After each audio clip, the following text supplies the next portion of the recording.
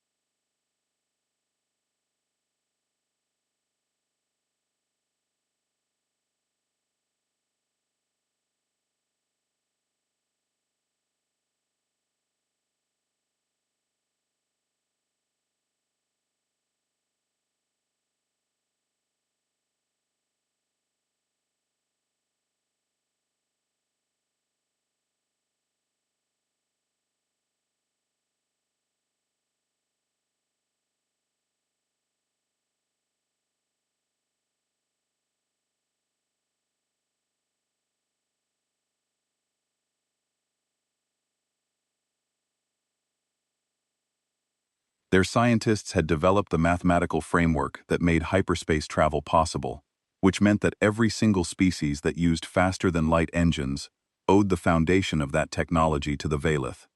They were founding members of the Concord of Voices. They were respected. They were brilliant. And then something called the Sunderance happened. The archives described it as a hyperspace experiment gone catastrophically wrong.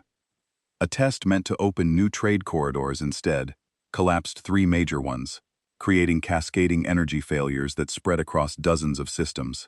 Billions died, entire planets lost their connection to the trade networks that kept them alive. It was, by any measure, the worst technological disaster in galactic history. The Valith were blamed. I read that sentence 3 times. The Valith were blamed. Not found responsible after investigation, not determined to be at fault through evidence.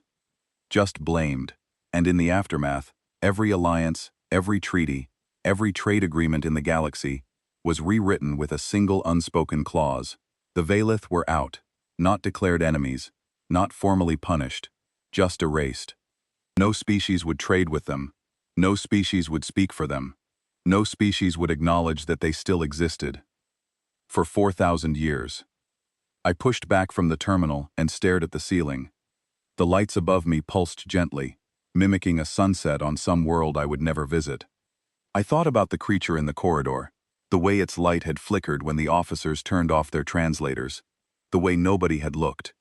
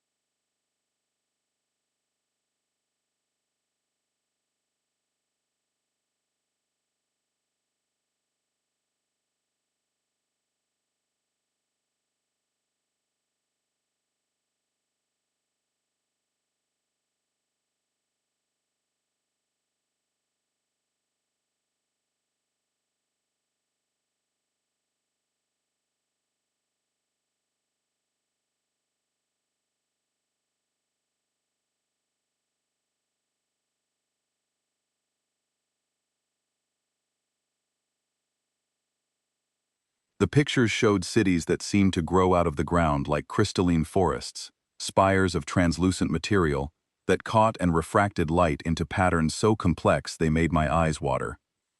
There was art, music, or what I assumed was music, represented as waveforms of light and sound intertwined so tightly they could not be separated. There were images of the Veilith themselves in their prime, tall, luminous, beautiful, in a way that had nothing to do with human standards. They glowed, they sang with light. And now they were small, dim, starving things, being dragged out of medical bays by officers who could not even be bothered to listen. I heard footsteps behind me and turned to find Helen Morris, the senior ambassador, standing in the doorway of my cubicle with 2 cups of something that smelled like burned coffee. "You look like you have seen something unpleasant," she said, handing me a cup. "I saw a Veilith being turned away from the medical bay on level 9, I said. Helen's expression did not change, but something behind her eyes shifted. She sat down across from me and took a slow sip from her cup. "Level 9 is restricted." I got lost. Clearly. She studied me for a moment. "The Veilith are not a topic that will earn you friends on this station, Lucy." "Why not?" "Because the galaxy decided 4,000 years ago that they do not exist, and the galaxy does not like being reminded of things it has chosen to forget." That is not an answer.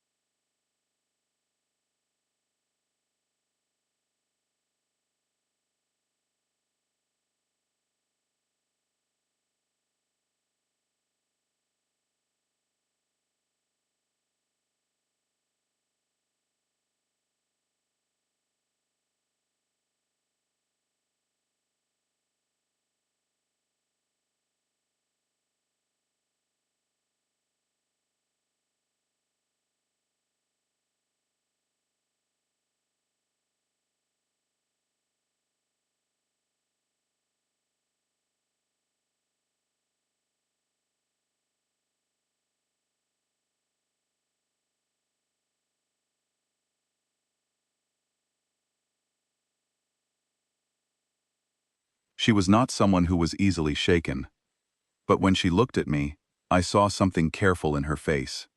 Something that told me she had thought about this before, and had decided, long ago, not to think about it again. "The Sunderants killed billions," she said. "The species who survived needed someone to blame. The Veilith were convenient. Whether that blame was fair is a question that nobody has asked in 4 millennia, and nobody wants asked now. Our mandate here is mineral rights negotiation, Lucy."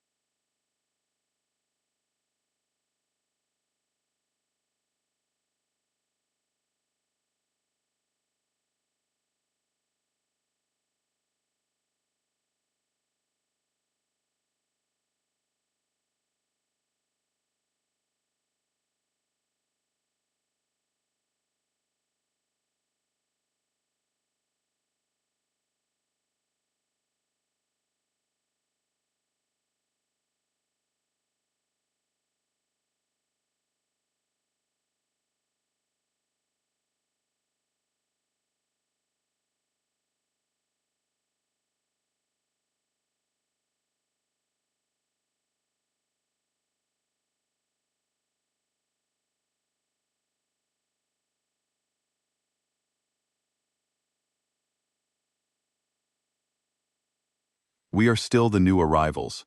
We are still trying to prove we belong at the table. Do not touch this." She stood up and walked to the door.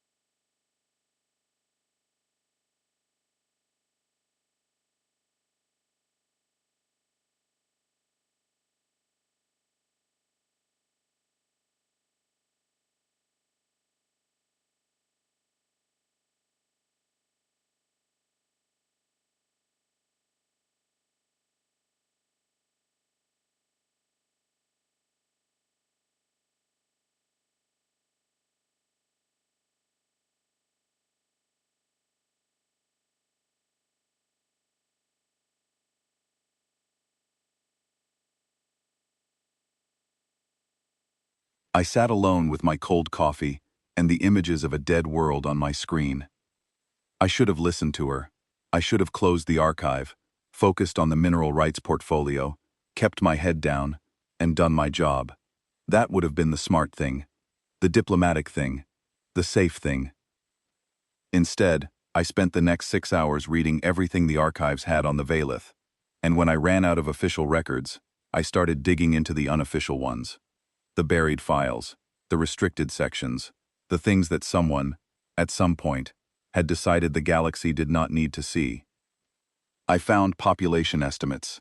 The Valith had once numbered in the billions. The current estimate was under 800,000. They lived on a cluster of hollowed-out moons, in a region of space so remote that most star charts did not even bother to name it. The file called it the Veil Remnant, and the last official survey of the area had been conducted over 2,000 years ago. 2,000 years since anyone had even bothered to check if they were still alive. I found a single academic paper, written by a Thorani researcher 3 centuries ago, that had been quietly suppressed after publication. The paper argued that the evidence for Valith responsibility in the Sundurance was circumstantial at best and politically motivated at worst.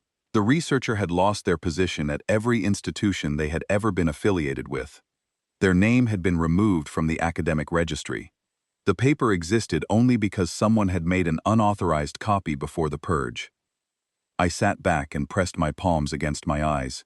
My head was pounding. The station's artificial night cycle had kicked in hours ago, and the embassy wing was silent except for the hum of the life support systems and the distant thrum of the station's engines. I thought about the Valith in the corridor, the way the light had drained from its body when the officers turned away, the way it had gone limp, not because it was weak, because it had done this before, because it knew that reaching out was pointless, but it had tried anyway, and the disappointment was so familiar that it did not even have the energy to be surprised. I opened a new file on my terminal and began writing a request for a ship. A small one, something that could be logged as a mineral survey mission to an uncharted sector. Something that would not raise questions. Someone should have asked the Valith what actually happened. Someone should have listened. And if nobody else was going to do it, then I supposed it would have to be me. I saved the file. I finished my cold coffee, and I did not sleep.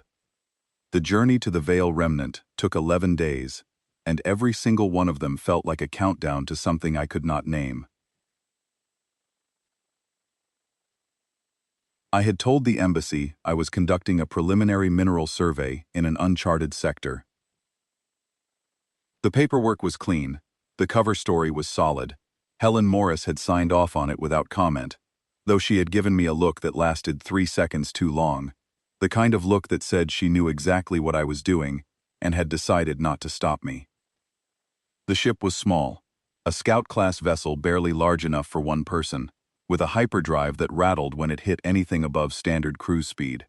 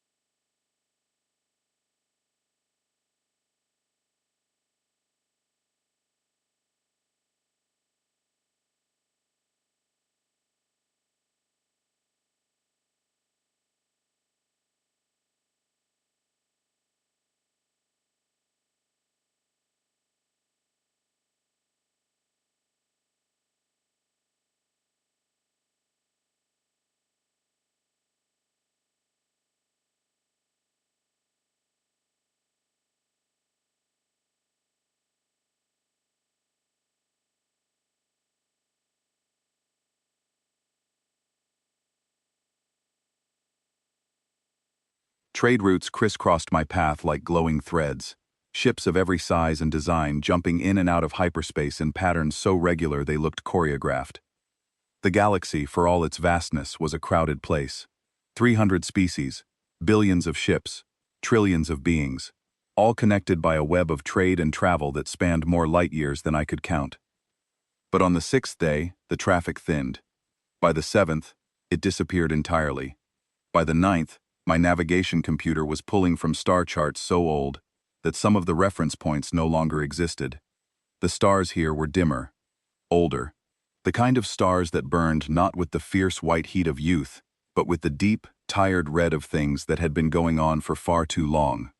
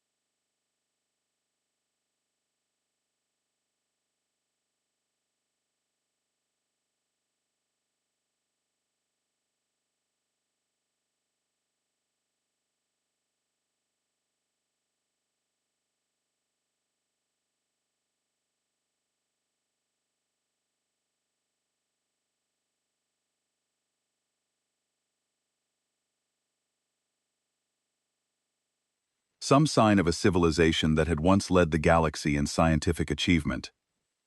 What I found was a graveyard. 7 moons, arranged in a loose orbit around a dead gas giant that had lost most of its atmosphere. The moons were hollow. I could see that even from orbit. Great sections of their surfaces had collapsed inward, exposing caverns that stretched for kilometers, lit by the faintest flicker of failing power systems. 3 of the 7 moons were completely dark, no heat signatures, no electromagnetic output, nothing. The remaining 4 showed signs of life, but barely. Thin trails of atmosphere leaked from cracked domes. Power readings were so low that my sensors kept mistaking them for background radiation. There were no ships, no orbital defenses, no communication signals. I sat in the cockpit of the Stubborn and stared at the screens for a long time. Then I opened a channel and broadcast a message in every frequency and language format my translator could manage.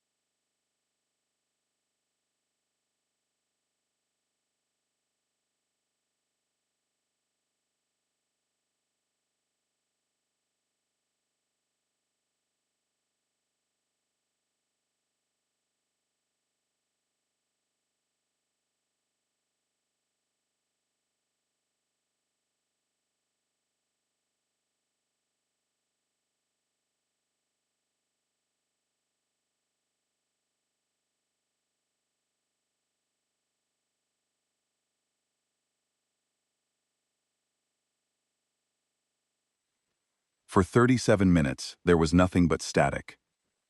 Then a light appeared on the surface of the largest moon. A single point of blue, no bigger than a star from this distance, pulsing in a slow, deliberate pattern.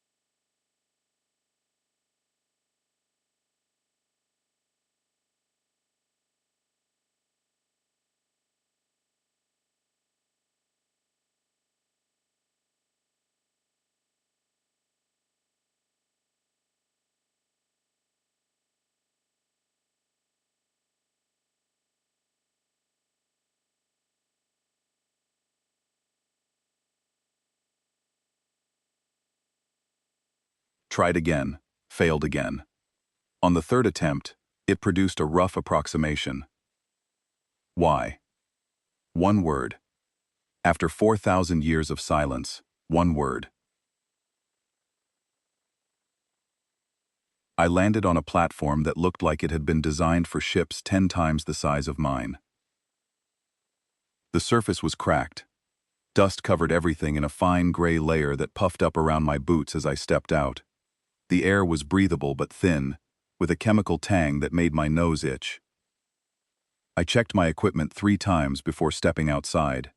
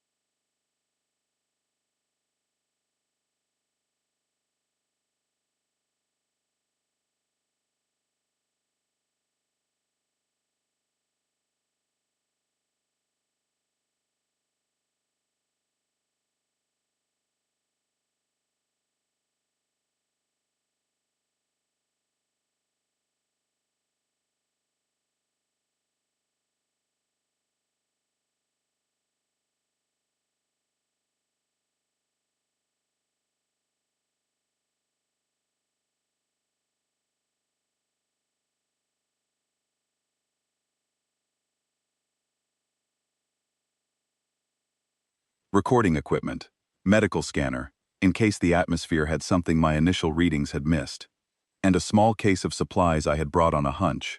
Protein concentrates, mineral supplements, a solar battery that could be adapted to almost any power system. It was not much. It was what I could carry. The gravity was lighter than I had expected. Each step bounced me slightly, and I had to slow my pace to keep from stumbling. The sky above, or what served as a sky beneath the cracked dome, was a deep gray shot through, with veins of faintly glowing mineral deposits. Once, those veins would have lit the entire surface like a network of luminous rivers. Now they flickered uncertainly, as if the moon itself was running a fever.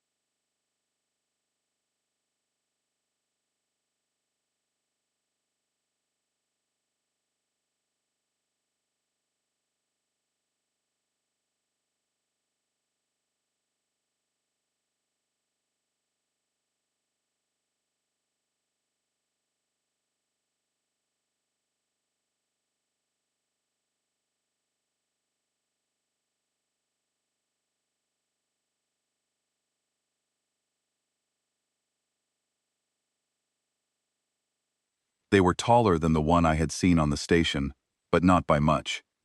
Their bodies were thin, almost fragile-looking, wrapped in that same translucent skin that shifted and rippled with faint light.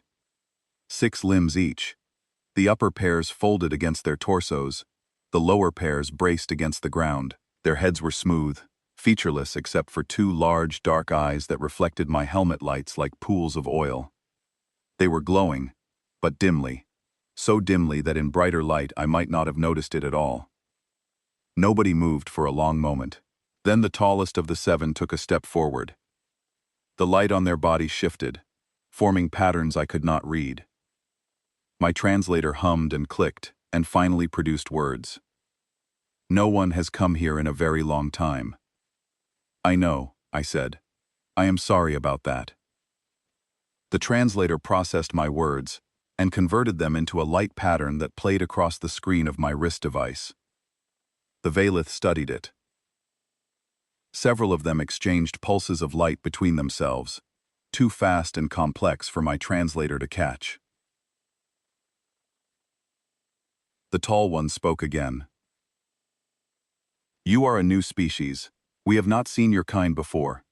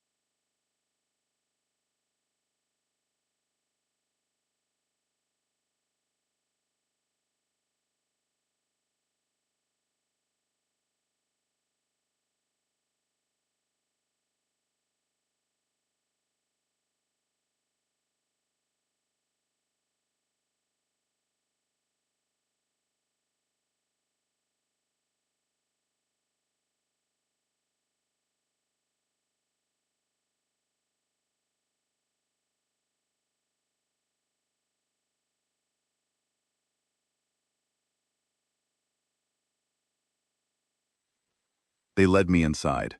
The interior of the moon was vast and hollow, and heartbreaking.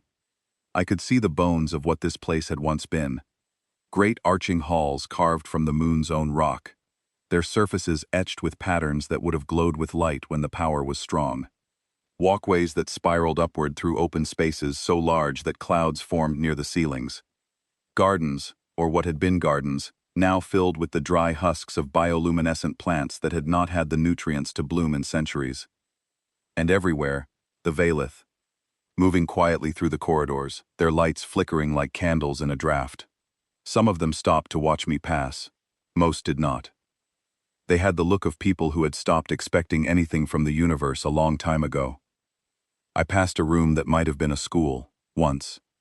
The walls were covered in teaching patterns, light sequences that Solène explained were the Veilith equivalent of textbooks, etched permanently into the crystal surfaces. But the room was empty. There were no children to teach. The youngest Veilith I had seen so far looked ancient by human standards, their lights carrying the uneven, heavy quality of exhaustion. In another corridor, I saw something that stopped me cold, a wall covered in small lights, each one barely a flicker, arranged in rows that stretched from floor to ceiling and continued around the corner and out of sight. I asked Solène what they were. She was quiet for a moment. Then she told me that each light represented a Veilith who had died since the exile began. There were millions of them, millions of tiny lights, each one a person, each one someone who had lived and died in the silence. The wall was not long enough. They had started writing the names in light on the floor. My guide, whose name my translator eventually rendered as Solène, brought me to what she called the Elder Circle, a chamber deep in the moon's core, where the rock walls were embedded with crystals that still held a faint residual glow. 12 Veilith sat in a ring, their combined light barely enough to read by. They were old. I could tell because their glow was not just dim, but uneven, concentrated in patches, as if their bodies were running out of the energy to sustain it.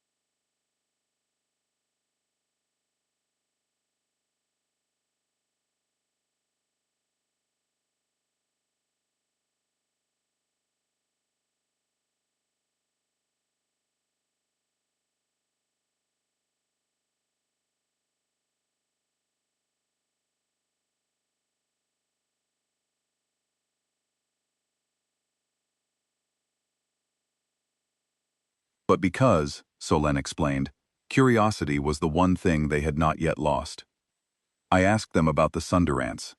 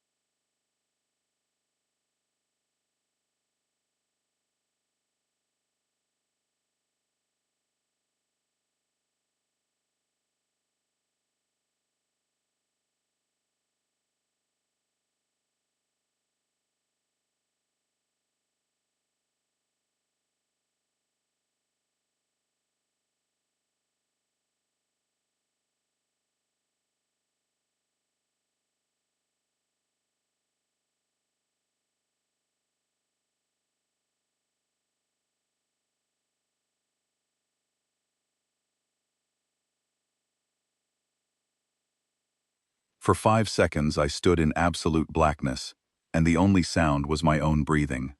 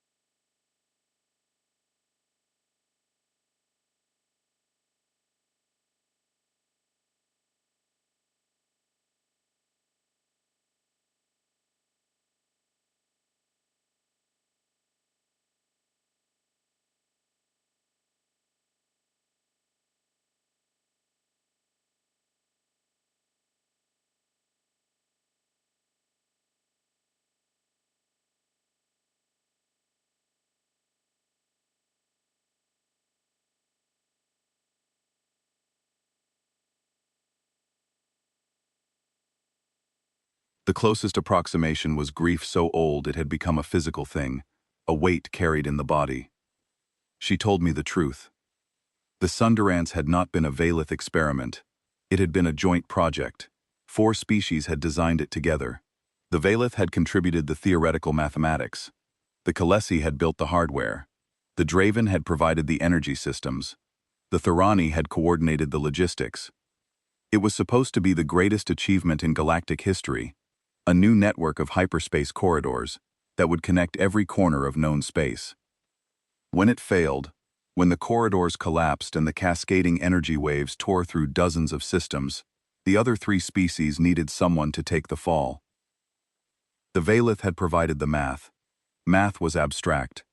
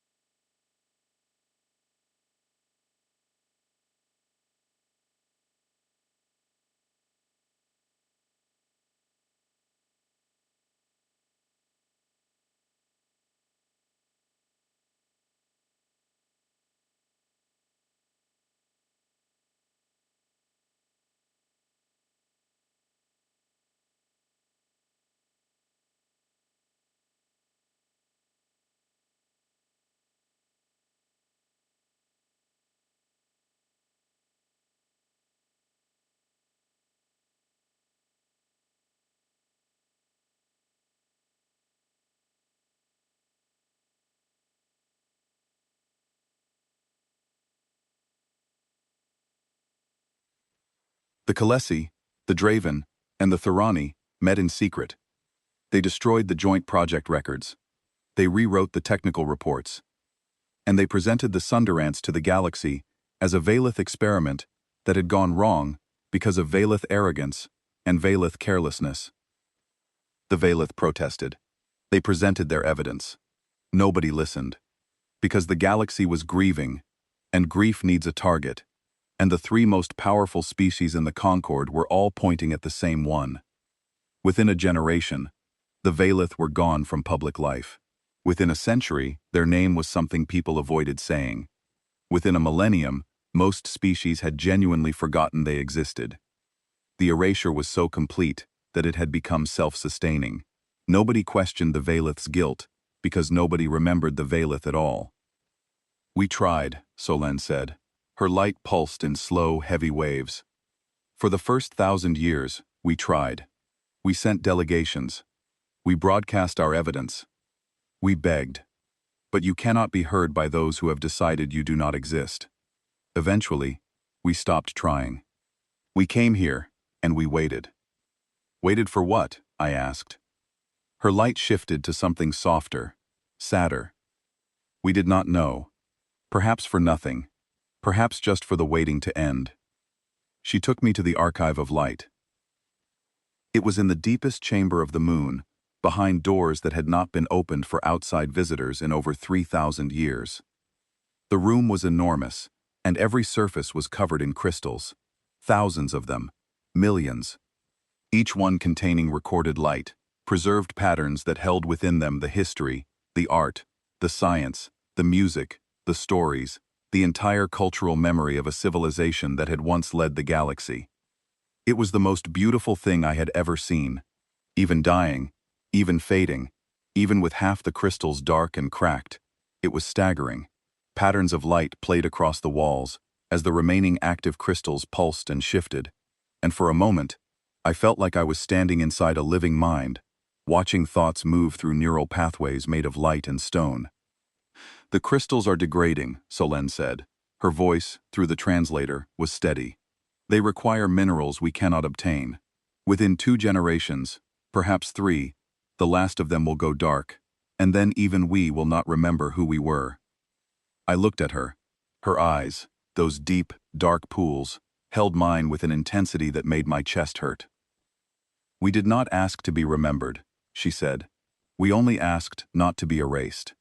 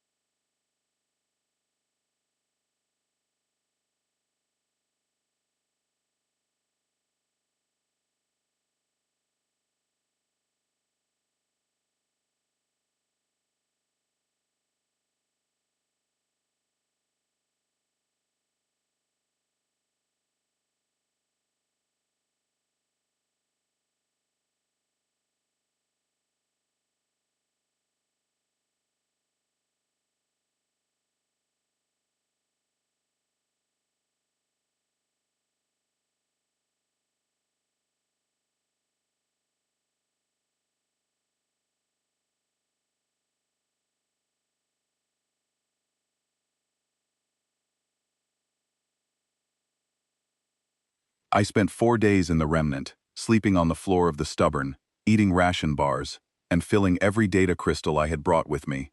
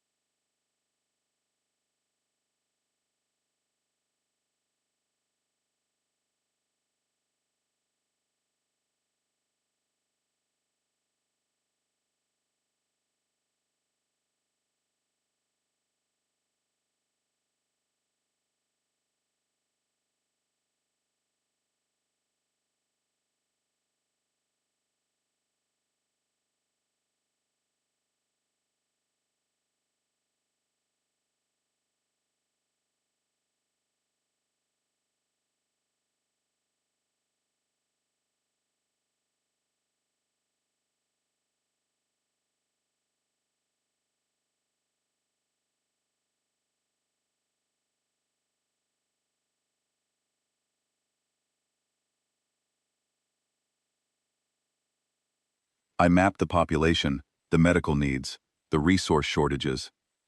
And on the last day, before I left, Solène gave me something. A single crystal, small enough to fit in my palm, warm to the touch and glowing with a steady blue light. She told me it contained a single word in the Valith light language. "What does it mean?" I asked. She placed it in my hand and folded my fingers around it. "It means someone came." I held that crystal the entire way back to Concord Station. 11 days of hyperspace travel, and I did not let go of it once. I slept with it clutched against my chest. I ate with it, sitting on the console next to my plate. I watched it glow in the darkness of my cabin, and thought about 800,000 people sitting on dying moons in a forgotten corner of the galaxy, waiting for someone to ask them what happened. I sent a coded message to Helen Morris on day 3 of the return trip. 3 words. "We need to talk." Her reply came 12 hours later. 2 words. "I know."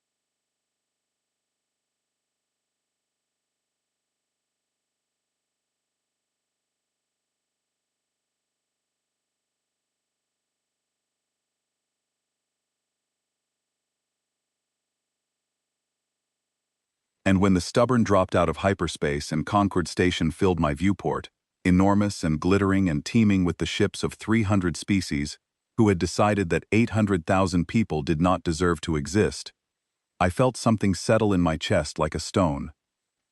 Not anger, something quieter than anger, something more patient, something that was not going to go away. The first thing Helen Morris said to me when I walked into her office was, "Sit down before you fall down."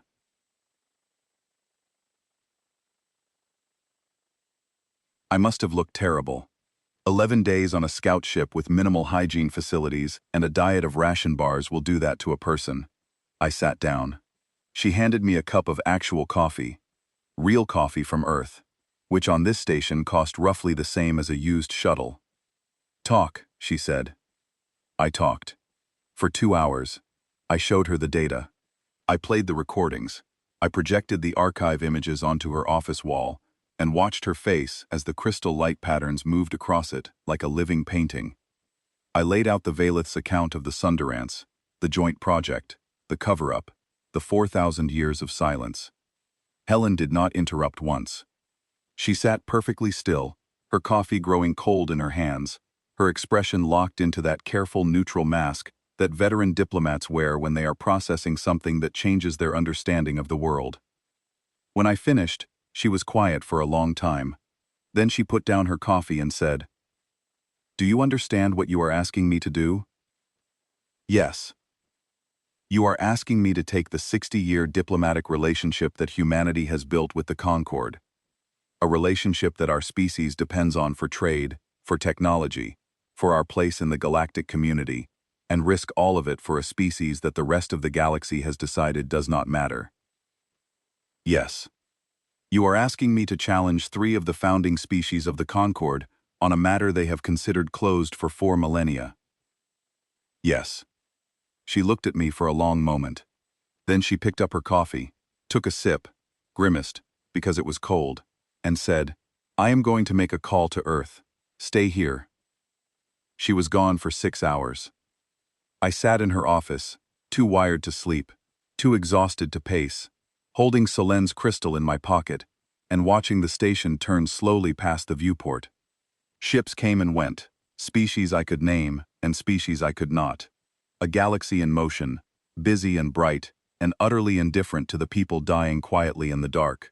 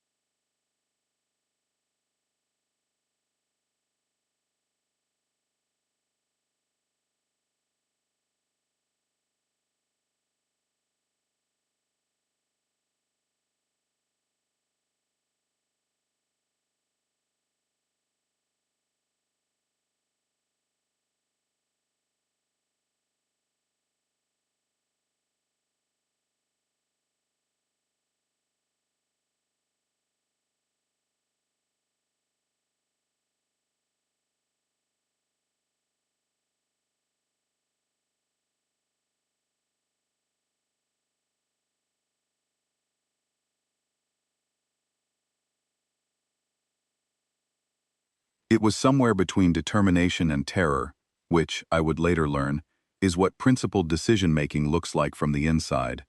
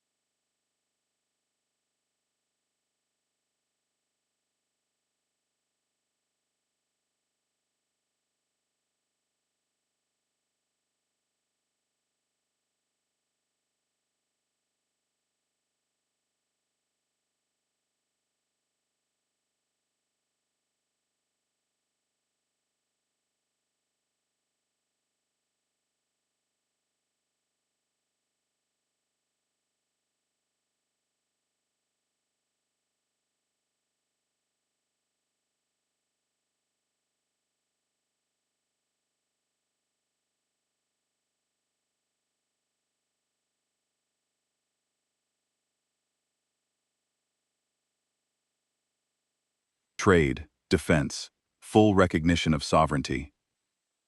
I stared at her. They agreed?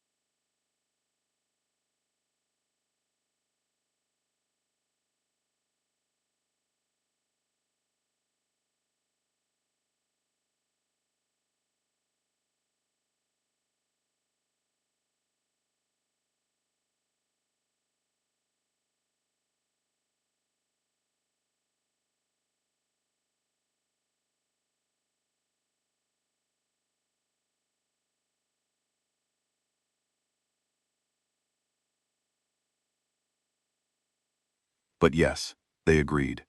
She paused. Lucy, do you understand that this is going to make us a target? I understand.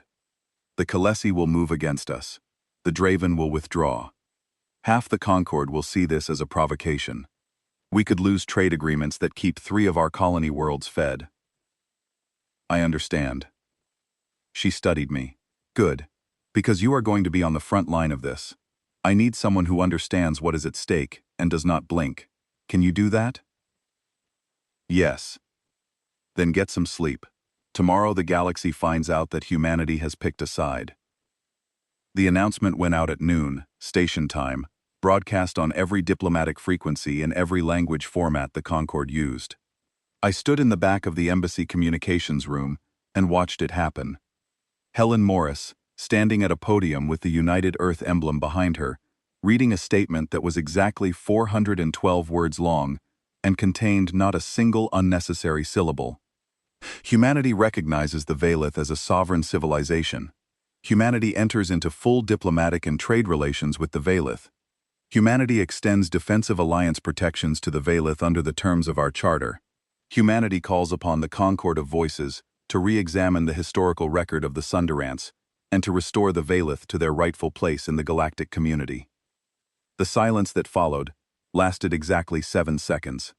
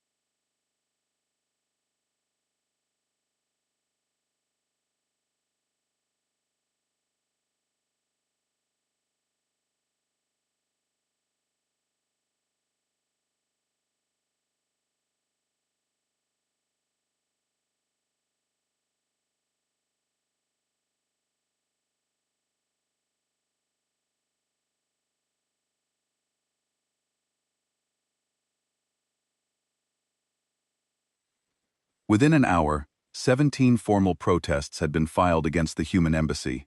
The Khaleesi ambassador, a towering figure named Thresh, whose compound eyes seemed to hold nothing but cold calculation, called the announcement an insult to the billions who perished in the Sunderance. The Draven delegation recalled their ambassador without explanation. The Thorani issued a statement so carefully worded that it managed to say nothing at all while somehow conveying deep disapproval. But the reaction that shook me most came from the smaller species, the ones who were not founding members of the Concord, the ones who had spent centuries navigating the political currents without ever making waves. They said nothing. Publicly, they were silent. But in the corridors, in the back channels, in the quiet spaces where diplomats spoke off the record, I began to hear something I had not expected. Curiosity. "Why would you do this?" a Rivari trade delegate asked me at a reception that evening.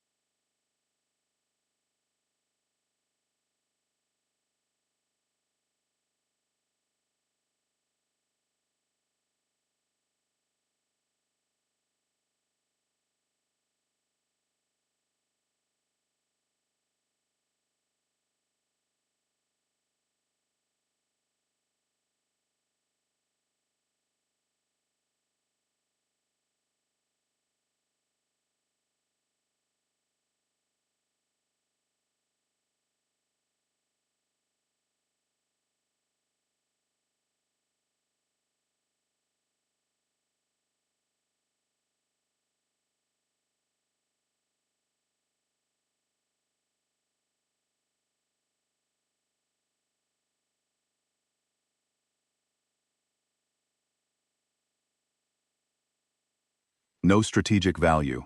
What do you gain? I had been asked this question 3 times already that evening, and I would be asked it 100 more times in the weeks to come. The answer was always the same, and it never satisfied anyone. It was the right thing to do. The Rivari stared at me. Then they made a sound that my translator rendered as a polite expression of bewilderment, and walked away.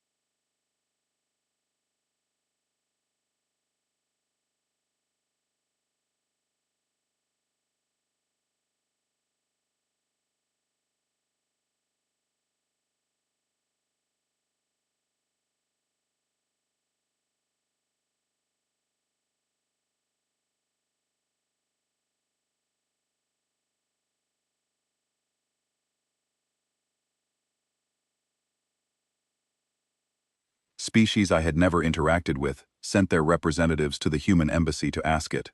Some were hostile, some were genuinely curious. A Thorani intelligence analyst sat across from me for 2 hours, methodically working through every possible strategic angle, and at the end of it, shook their head and said, "There must be something we are missing." There was nothing they were missing. That was the point.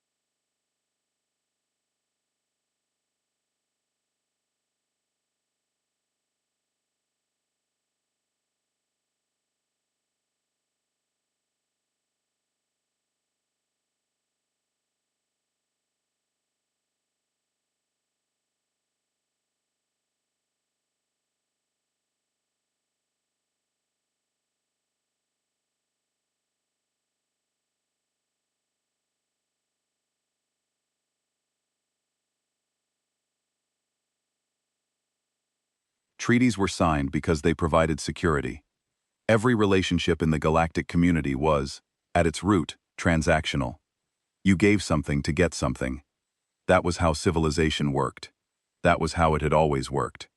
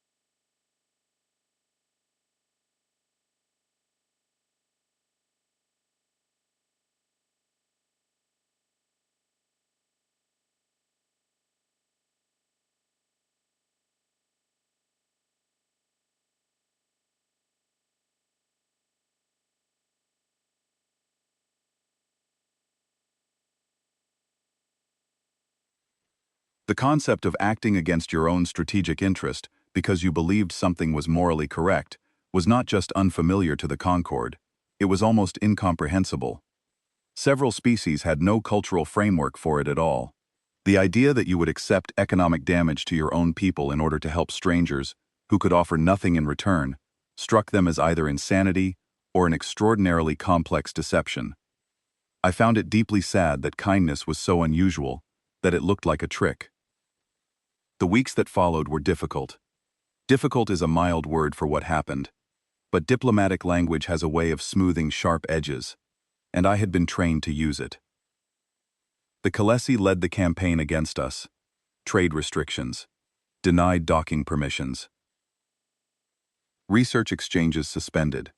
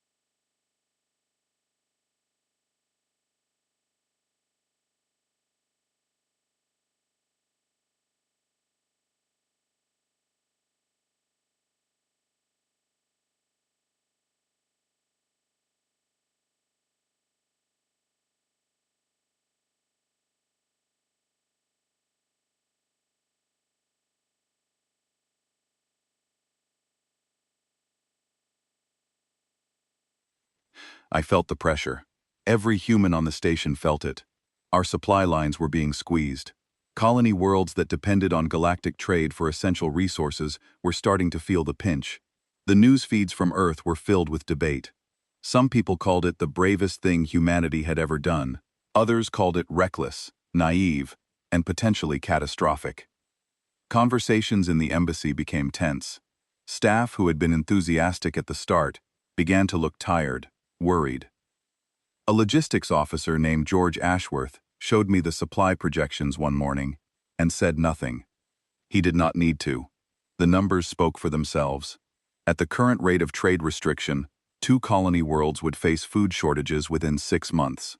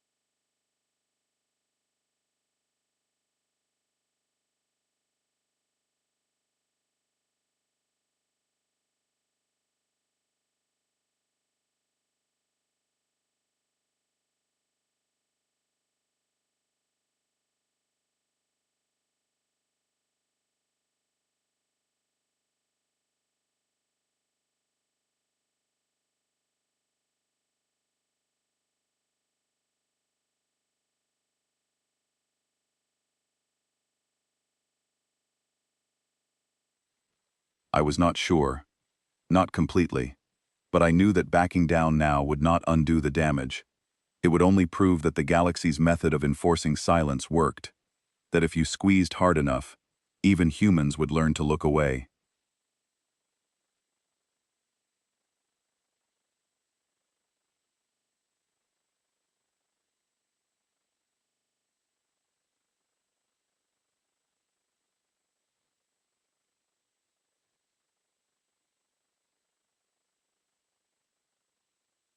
I refused to learn that lesson. There was a night, about 3 weeks in, when I sat alone in my quarters and wondered if I had made a terrible mistake. Not just for myself, for my entire species. The Valith had survived 4,000 years of isolation, but they were almost extinct. What if the same thing happened to us? Not in 4,000 years, but faster, because we were smaller, younger, more fragile than we like to admit. I held Solen's crystal in my hand and watched it glow. It did not answer my questions. It just kept glowing. Steady, patient, like a promise that refused to break. I thought about Earth, about the billions of people who were going about their lives without knowing that their government had just painted a target on their backs for the sake of a species they had never heard of. Would they understand? Would they support it? Or would they blame us, blame me, for risking their livelihoods and their safety, for strangers who lived on dying moons half a galaxy away? The answer came faster than I expected.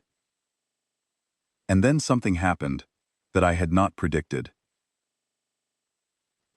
A 12-year-old girl on the Mars colony started a campaign. Her name was Clara Finch, and she had watched the archive footage that had been leaked to the public networks, and she had decided that the Valith needed help right now, not after some diplomatic process that could take years. She called the campaign Light for the Valith. She posted a video from her school that was 4 minutes long and consisted entirely of her holding up a drawing of a Valith and saying, "They are alone, and they are scared, and we should help them, because that is what people do." The video received 2 billion views in 3 days. What happened next was not coordinated by any government, any organization, or any strategic plan. It was spontaneous. It was messy. It was human. Supply ships began launching from human colonies. Not government ships, civilian ones. Freighters loaded with food, medicine, building materials, and tools. Engineers quit their jobs to volunteer for reconstruction missions to the remnant. Scientists began studying the Valith light language, not as a curiosity, but as a genuine attempt at communication. Musicians started composing pieces inspired by the archive recordings. Artists painted murals of Valith light cities on the walls of buildings on Earth and Mars, and every colony world in between. A retired teacher on the Luna colony started translating Valith children's stories, the ones preserved in the archive, into human languages, and reading them to her students. A group of university researchers on Earth began a project to synthesize the rare minerals the archive crystals needed, working without funding, without institutional support, on their own time, because they had seen the footage and could not look away. A cargo pilot named Daniel Marsh made 14 runs to the remnant in 3 months, burning through his personal savings to keep his ship fueled, and when someone asked him why, he said, "Because nobody should have to sit in the dark alone." The galactic media did not know what to make of it. The coverage veered between fascination and disbelief. A Khaleesi news commentator described the human response as a collective psychological episode and suggested it would burn out within weeks. It did not burn out. It grew. It was not organized. It was not strategic. It was messy and chaotic and sometimes counterproductive, and it was the most beautiful thing I had ever seen. Humanity was not just supporting this at the diplomatic level. They were supporting it with their hands and their time and their stubborn, irrational, overwhelming hearts. I stood in the embassy communications room and watched the reports coming in, ship after ship after ship, heading for the Veil remnant. And I felt something break open inside me. Not sadness, not relief. Something bigger. Something that felt like understanding. This was who we were. This was the thing the galaxy did not understand about us.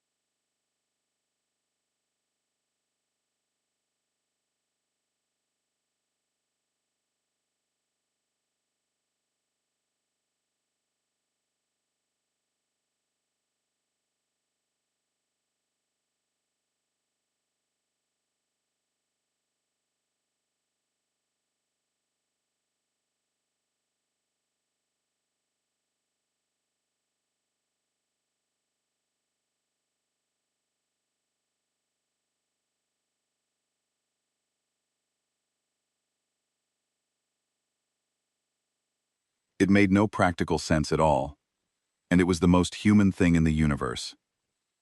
I stood in the embassy one evening and overheard 2 Umi observers talking in the corridor outside. One of them was trying to explain the human response to the other, and struggling. "They are spending resources they do not have," the first Umi said. "Their colonies are under trade restrictions. Their supply chains are compromised.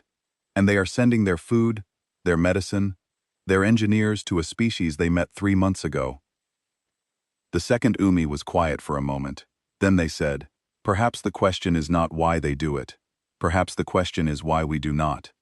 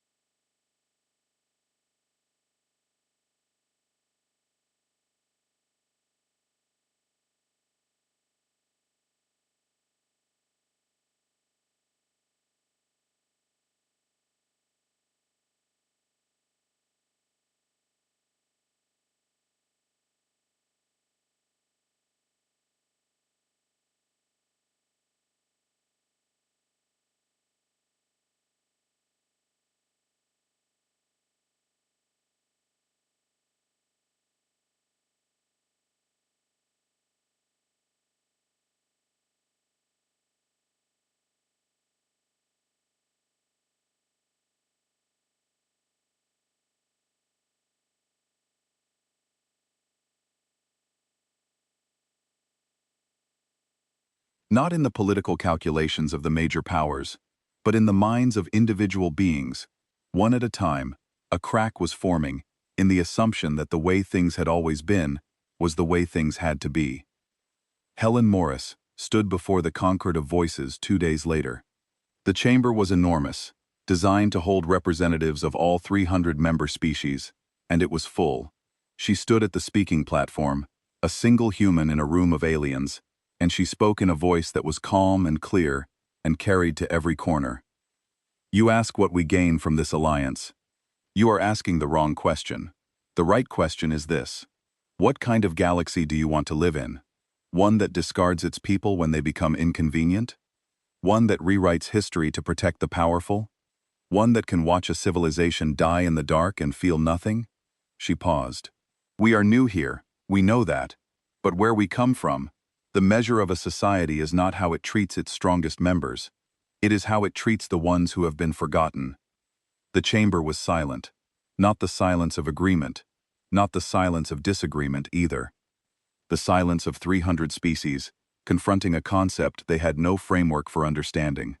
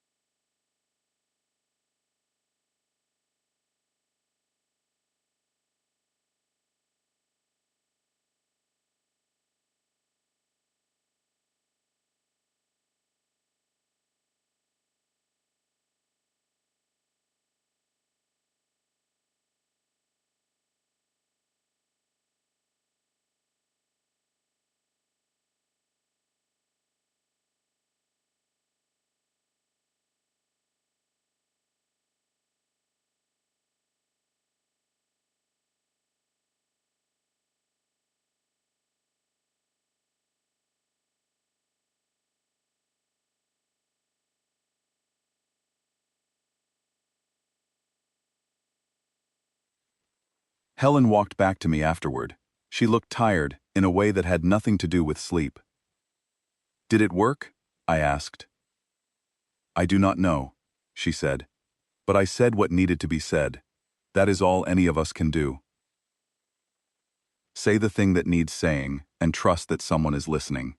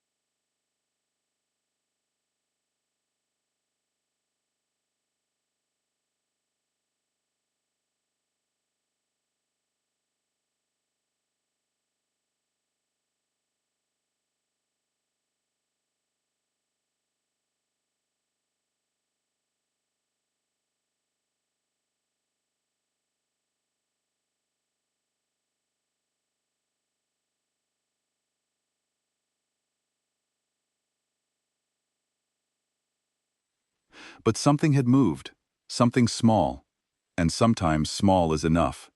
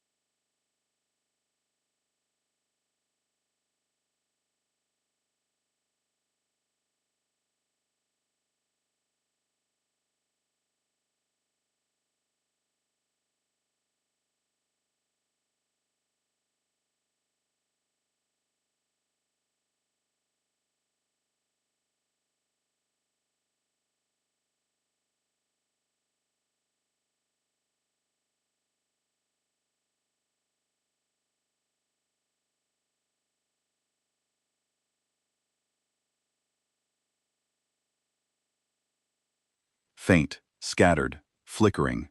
But there, human engineering teams had been working around the clock, patching atmosphere domes, rerouting power systems, and improvising repairs with a combination of advanced technology and sheer stubbornness that had become something of a legend among the Valith.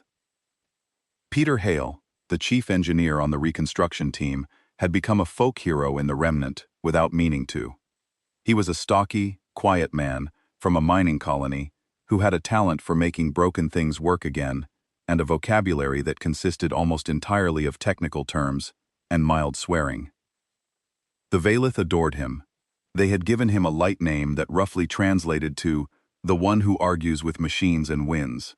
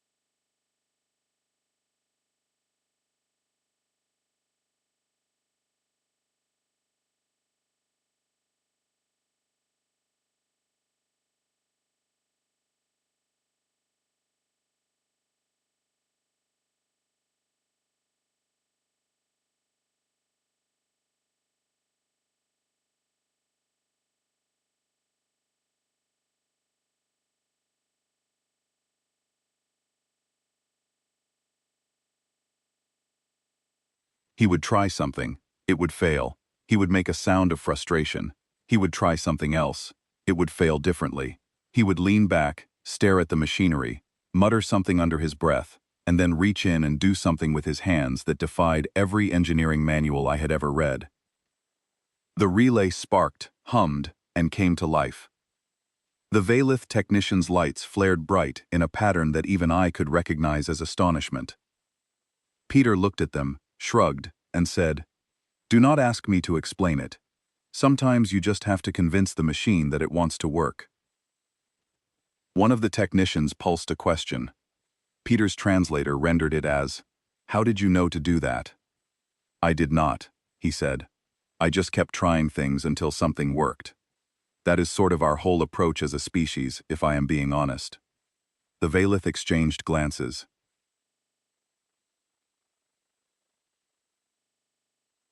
Their lights pulsed in a pattern that might have been laughter.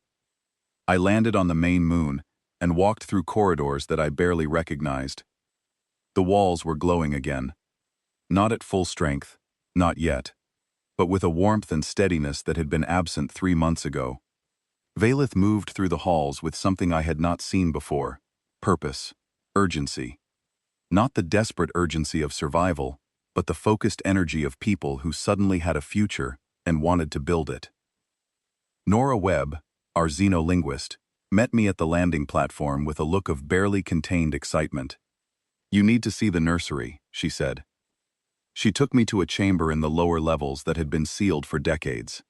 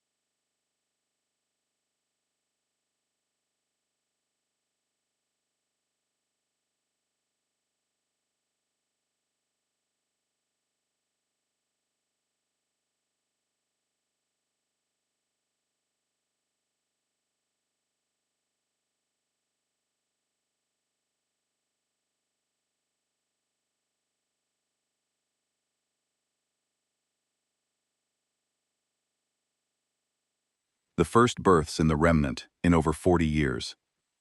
They were tiny, no bigger than my forearm, and they glowed, not the dim, uncertain flicker of their parents, but a bright, steady, golden light that filled the chamber with warmth. The attending Valith, a young one named Kale, told me through the translator that the infant's brightness was a sign of health, that Valith children were supposed to glow like this, that most living Valith had never seen it, because there had not been healthy children in living memory. I stood in that nursery and watched 17 tiny lights pulse and shimmer, and I had to turn away for a moment, because my eyes were blurring and I did not want to cry in front of people I was supposed to be helping. But those bright spots were set against a much darker backdrop. The evidence work had consumed every spare hour I had. The Valith archivists, led by Solen, had been painstakingly reconstructing the full record of the Sunderance from the surviving crystals in the Archive of Light. It was slow, delicate work. Many of the crystals were damaged, their data fragmentary, and each one had to be carefully coaxed back to life, with what little power the remnant could spare. Meanwhile, back on Concord Station, a small team of human data analysts had been doing something that the Concord would have considered deeply improper if they had known about it. They were digging into the Concord's own historical databases, not the public ones, the deep archives, the ones that required clearance levels that no human technically had, but that turned out to be protected by encryption standards that were 4,000 years old and no match for human determination, and a very talented coder named Simon Blake, who had been recruited from Earth's cybersecurity division. What they found confirmed everything the Valith had told me, and more. The Sunderance was not just a joint project that had gone wrong. It had been sabotaged. The data was fragmentary but damning. Internal communications from the Khaleesi leadership at the time showed that they had been aware the experiment was likely to fail. More than aware, they had modified the energy parameters without telling the Valith, introducing deliberate instabilities into the system. The Valith mathematics had been sound. The Khaleesi hardware had been built to fail. Why? Because the Valith were becoming too influential. Their theoretical work was the foundation of faster-than-light travel. And as the galaxy expanded, the species that controlled that knowledge would control the future. The Khaleesi leadership had decided that the future belonged to them, not to the Valith. The Sunderance was not an accident. It was a political move. Billions had died not because of carelessness, but because of ambition. And the Draven and the Thorani had known, maybe not beforehand, maybe not the full extent, but they had known enough to go along with the cover-up, because the alternative was admitting that the foundations of the Concord were built on a lie. I sat with this information for 3 days before I told anyone, not because I was unsure, because I was afraid of what it meant, afraid of what would happen when the galaxy learned that the greatest tragedy in its history had been engineered by the species that had built its government.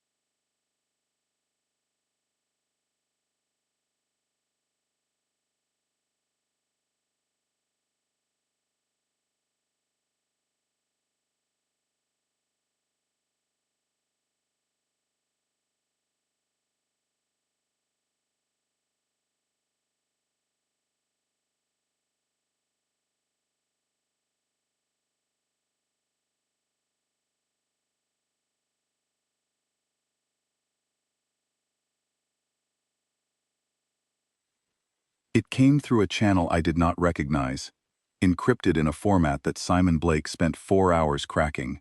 When he finally opened it, he sat back in his chair and said a word that I will not repeat here. The message was from a Khaleesi, a young historian named Vikran, working in the deep archives of the Khaleesi Dominion. They had found corroborating evidence, original documents, unredacted communications. the kind of proof that could not be dismissed or explained away. Vikram wanted to give it to us. I arranged the meeting through 6 layers of encrypted communication, on a neutral station in a system so insignificant that it did not even have a permanent population.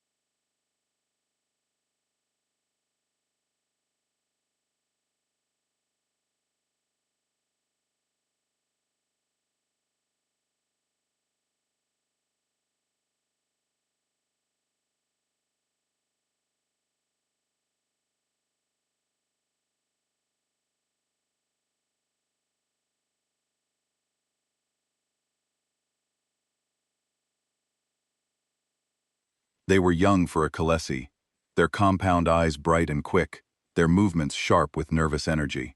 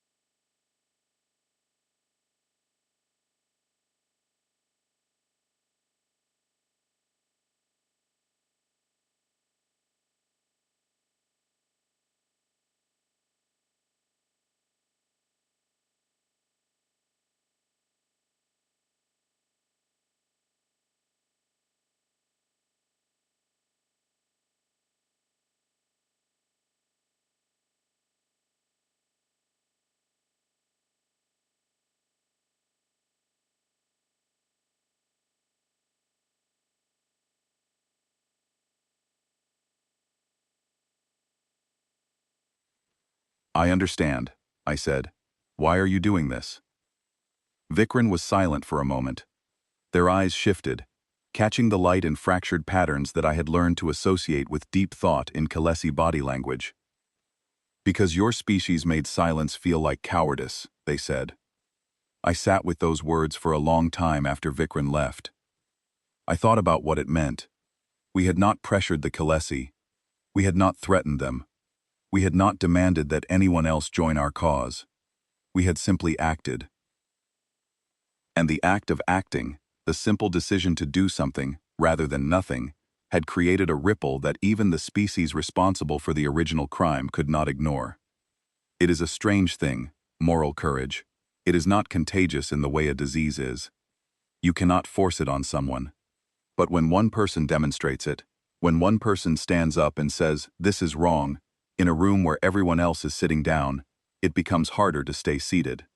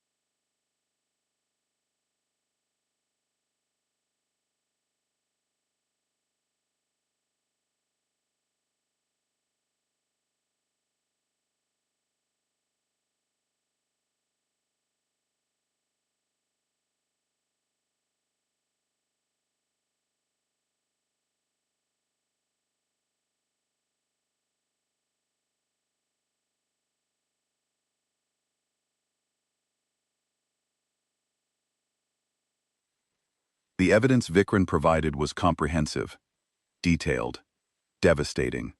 Combined with the Valith archive records and the data Simon Blake had pulled from the Concord databases, it created a picture so clear and so damning that no reasonable being could look at it and maintain the official story. I thanked Vikram.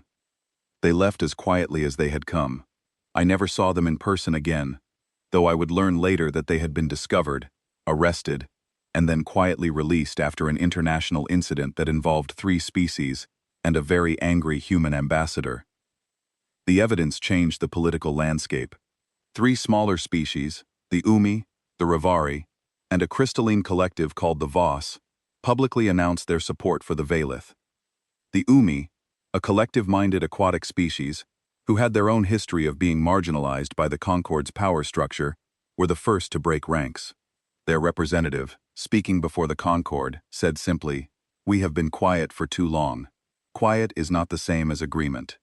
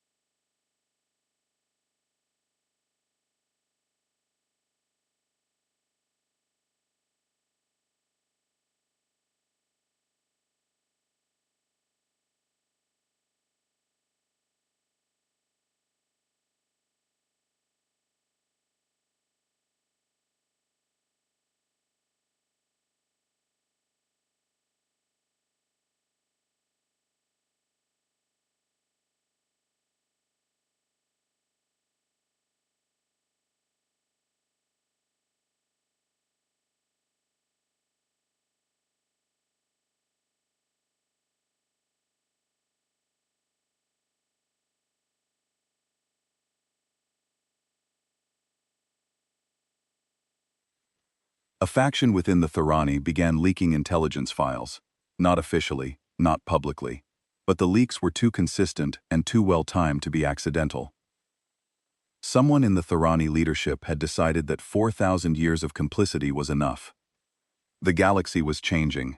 You could feel it in the way people moved through the corridors of Concord Station, the way conversations shifted when certain topics came up, the way species that had ignored each other for centuries were suddenly making eye contact.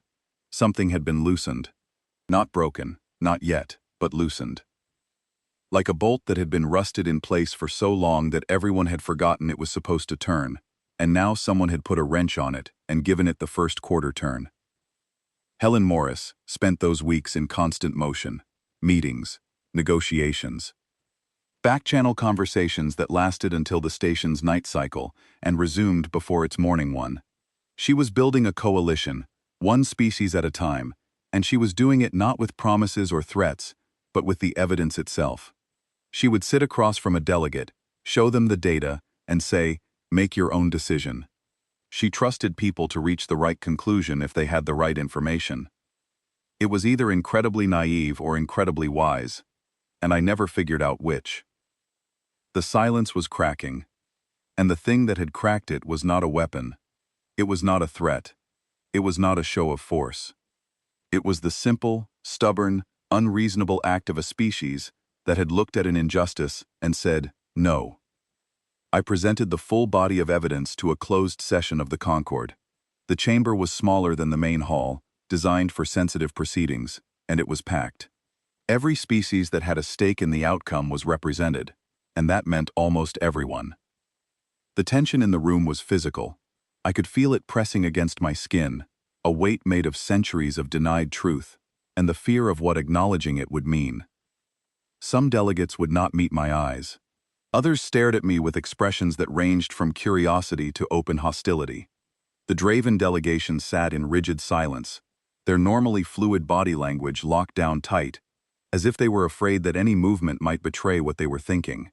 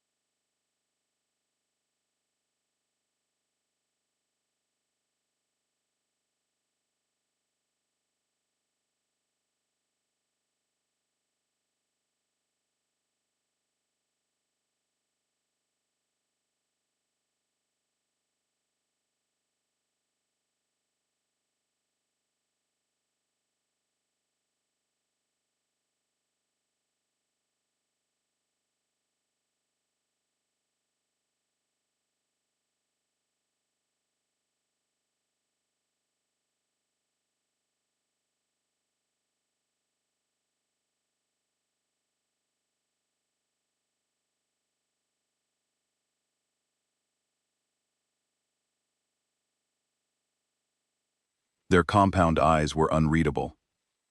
I spoke for 40 minutes. I laid out the timeline. I showed the communications. I presented the technical analysis that proved the Valeth mathematics had been sound and the Khaleesi hardware had been deliberately compromised. I showed the cover-up, the destroyed records, the rewritten histories, the 4,000 years of silence. And then Solène spoke. She was frail.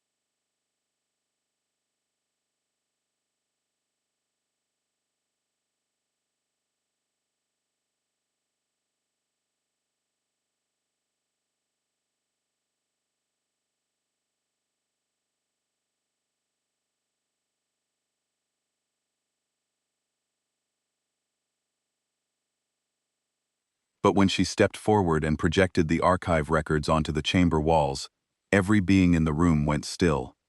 Light filled the space. Patterns and colors and sequences that told a story older than most of the civilizations in the room. The truth of the Sundarants, preserved in crystal for 4 millennia, playing out across the walls like a living memory.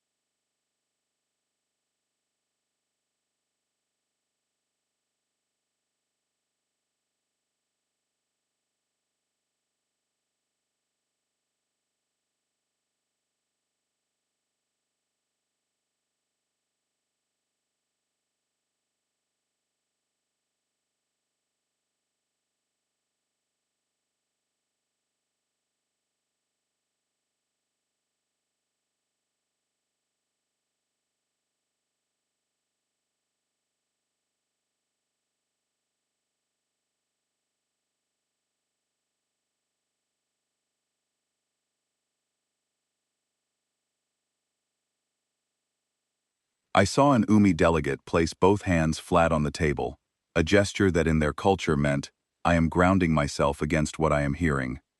I saw a young Thorani officer close their eyes, and keep them closed for a long time. And I saw Thresh, sitting perfectly still, their compound eyes fixed on the light, their expression unreadable. The chamber was silent when she finished.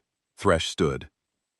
If this body rules against the Khaleesi dominion, they said, their voice carrying the flat precision of a threat, dressed in diplomatic language.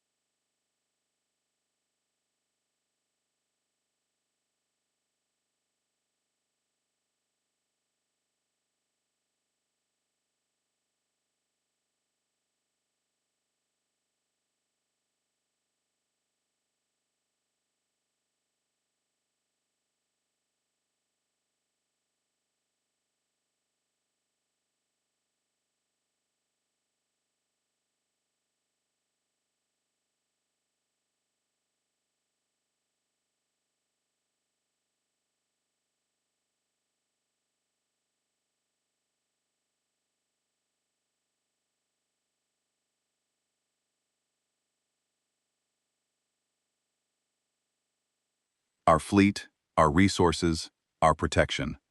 Consider carefully what that means for galactic security. The room shifted. I could feel the fear ripple through the delegates like a cold wind. The Khaleesi Navy was the backbone of the Concorde's defense structure. Without it, the power balance that had kept the galaxy stable for millennia would collapse. It was a hostage play. Accept the lie, or risk everything.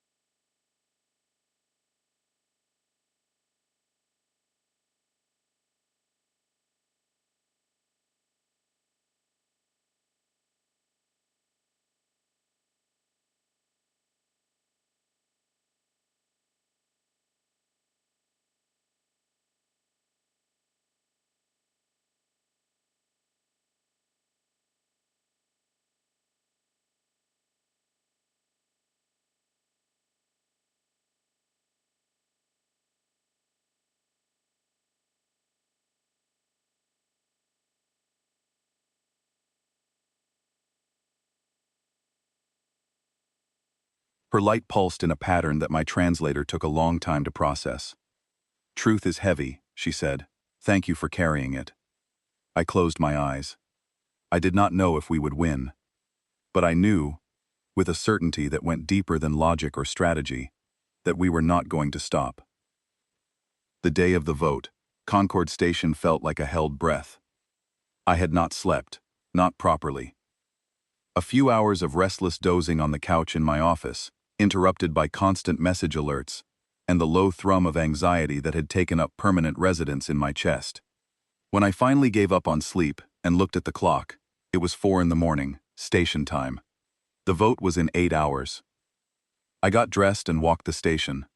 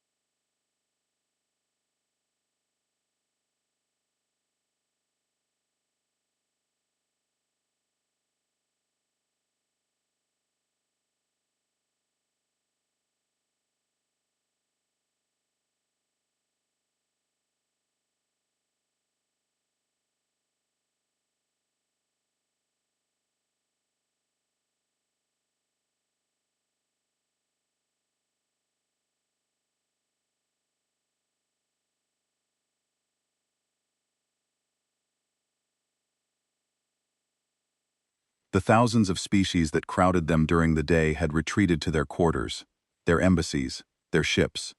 The only beings I passed were maintenance workers, quiet figures of a dozen different species, tending the living systems that kept the station breathing. I walked without direction. My feet carried me through the commercial district, past shuttered shops and darkened restaurants, through the diplomatic quarter where flags and emblems of 300 civilizations hung in rows so long they disappeared into perspective. And eventually, without planning to, I found myself outside the Valith quarter.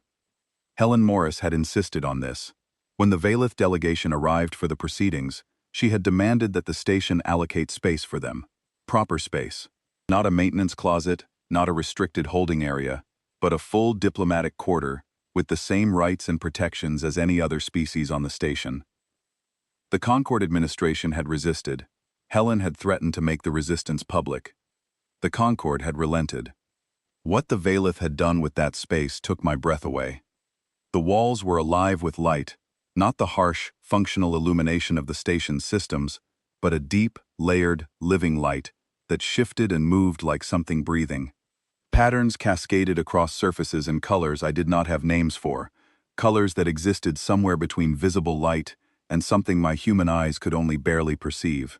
The air hummed with subsonic frequencies that I could feel in my bones. Not sound exactly, but something close to it. Something that carried emotion the way music does, without words, without translation, directly into the body. It was art. It was music. It was language. It was all of these things at once, and it was more beautiful than anything I had encountered in my entire life. I was not the only one watching. A small crowd had gathered outside the quarter's transparent walls, beings from a dozen different species, standing silently, staring at the light. Some of them were still. Some of them were swaying slightly, moved by the subsonic harmonics. A few of them, I noticed, had tears on their faces, or the equivalent for species that did not produce tears, trembling antennae, color shifts in their skin. Whatever their biology used to express the feeling of encountering something beautiful and realizing that it had existed all along and they had never known. I stood with them and watched the light move, and I thought about 4,000 years. 4,000 years of this art existing in the dark, on dying moons, seen by no one.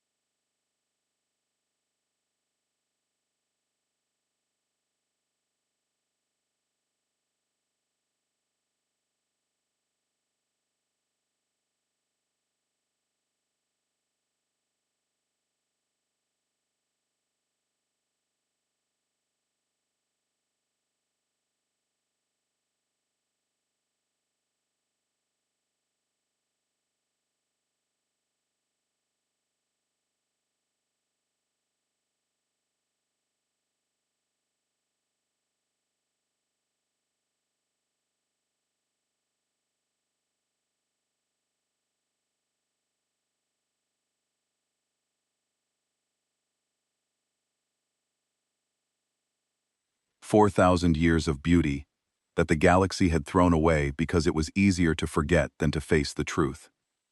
Solène found me there. She moved quietly, her glow muted in the station's ambient light, and stood beside me without speaking. We watched the light together. "Your grandmother," I said. "You told me she was alive during the Sunderance." "Yes?" Solène's light shifted, a soft violet that I had come to recognize as memory. She was young. She remembered the day the silence began. She told me that the worst part was not the accusation.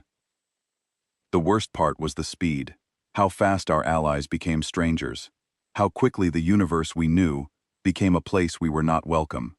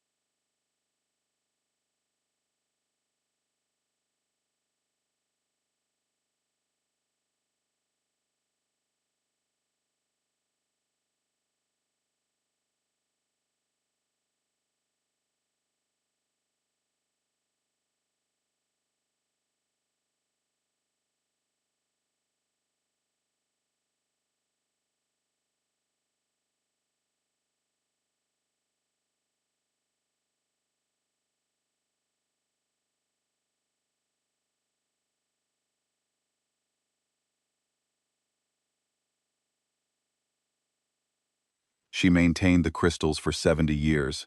My parent did the same, and then I did.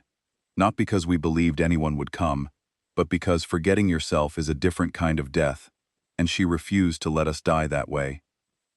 I reached into my pocket and touched the crystal she had given me months ago, the one that meant someone came.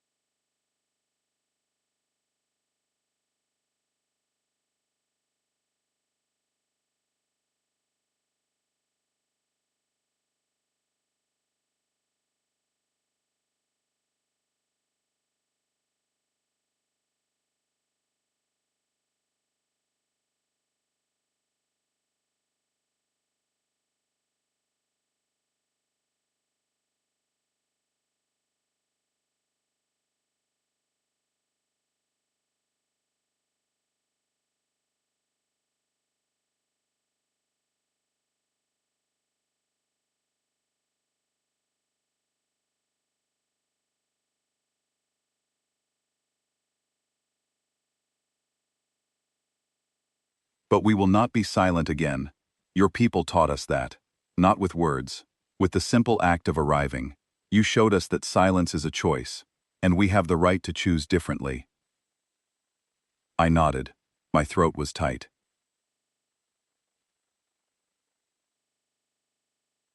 Lucy, she said. Whatever happens today, thank you. Do not thank me yet, I said. Thank me when it is over. No, she said. I thank you now. Because you came. Regardless of what follows, you came. And that changes everything. The Concord chamber was full. I had been in this room before, but never like this. Every seat was occupied. Every species with voting rights was represented. The gallery levels, usually half-empty during routine sessions, were packed with observers, media correspondents, and civilian visitors who had somehow obtained access. The air was thick with the combined atmosphere requirements of 300 different species, filtered and balanced by the station's environmental systems into something that was breathable for everyone and comfortable for no one. I stood at the back of the human delegation section, my hands clasped behind my back so no one could see them shaking.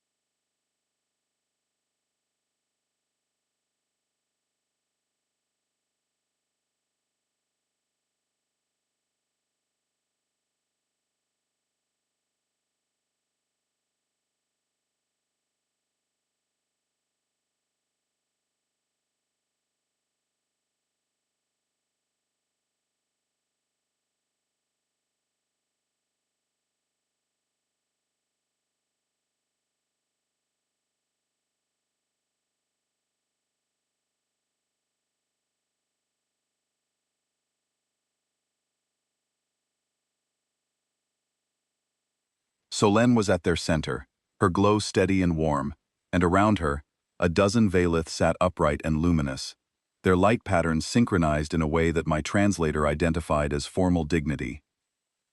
Thresh sat across the chamber. The Khaleesi delegation was large, their angular forms arranged in precise rows, their compound eyes reflecting the chamber lights like dark mirrors. Thresh's posture radiated confidence. The kind of confidence that comes from holding the strongest hand at the table and knowing it. The Speaker of the Concord, a massive Umi who conducted proceedings from a water-filled podium at the center of the chamber, called the session to order.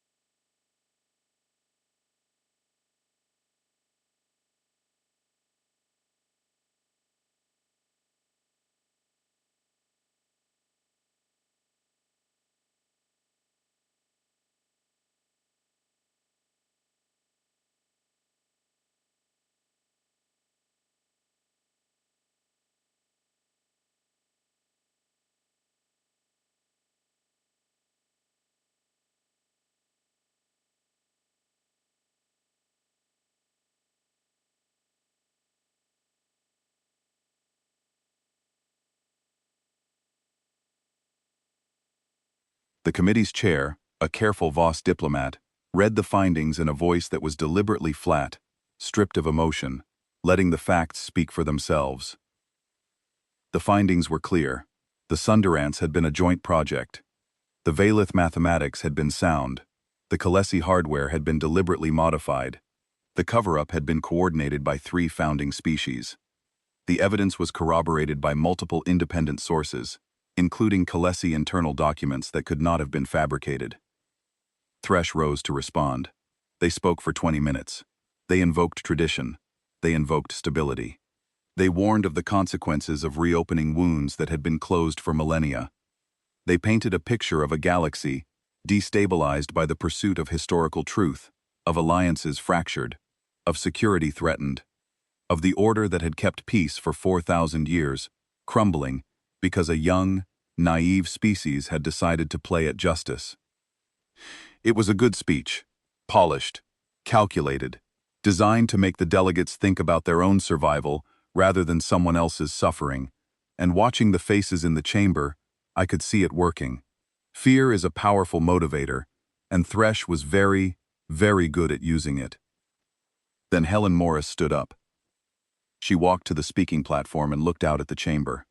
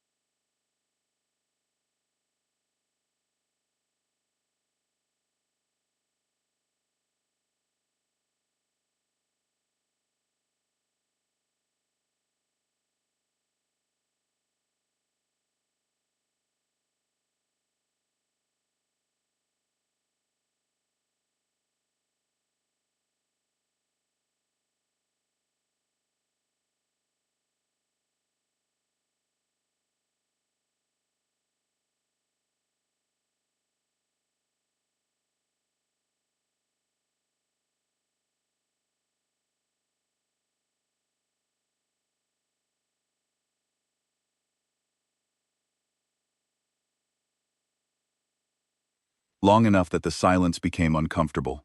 Long enough that delegates started to shift in their seats.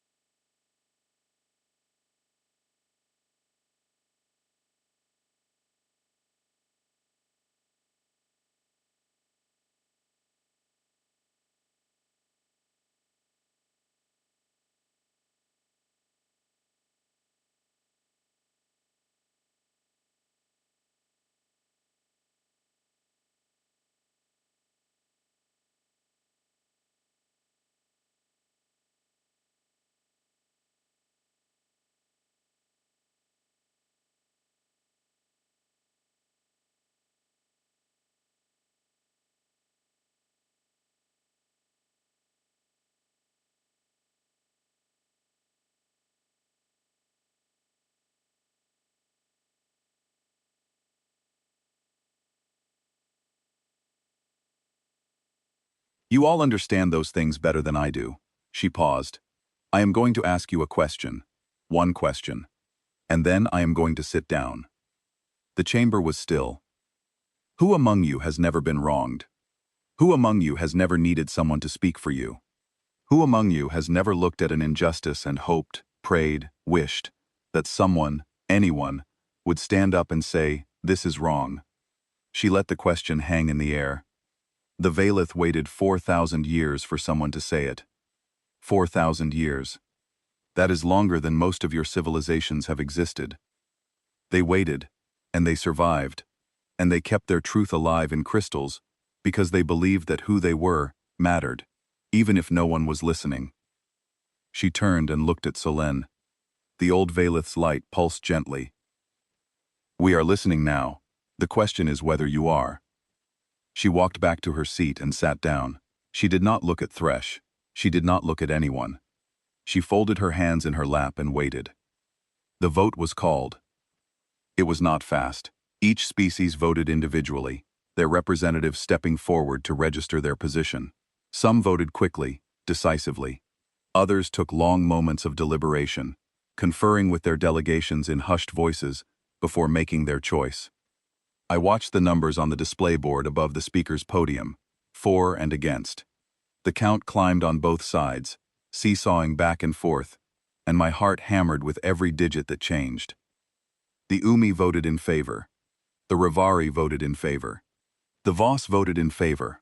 One by one, the smaller species, the ones who had been quiet, the ones who had been afraid, stepped forward and cast their votes. Not all of them voted yes. Some voted no. Some abstained. But more voted yes than I had dared to hope. The Draven voted against. The Thorani abstained, which was a statement in itself. Then Thresh stood, and the Kalesi voted against, and the chamber held its breath. The final tally appeared on the board. 247 in favor, 39 against, 14 abstentions. The motion passed. The Concord formally acknowledged the truth of the Sundurants. The Valith were to be restored to full status.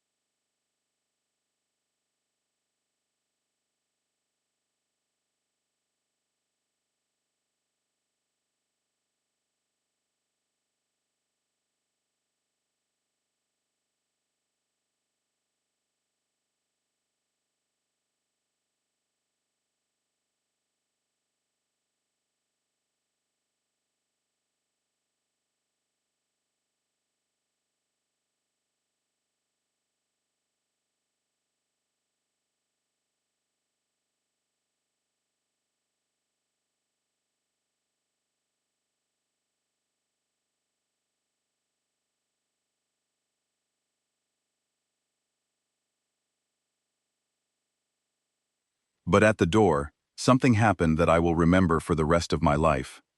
12 Kalesi junior diplomats did not follow. They stayed in their seats. They looked at Thresh, and then they looked away. And when the speaker asked for confirmation of the vote, 12 Kalesi voices registered in favor. Thresh stood in the doorway for a long moment.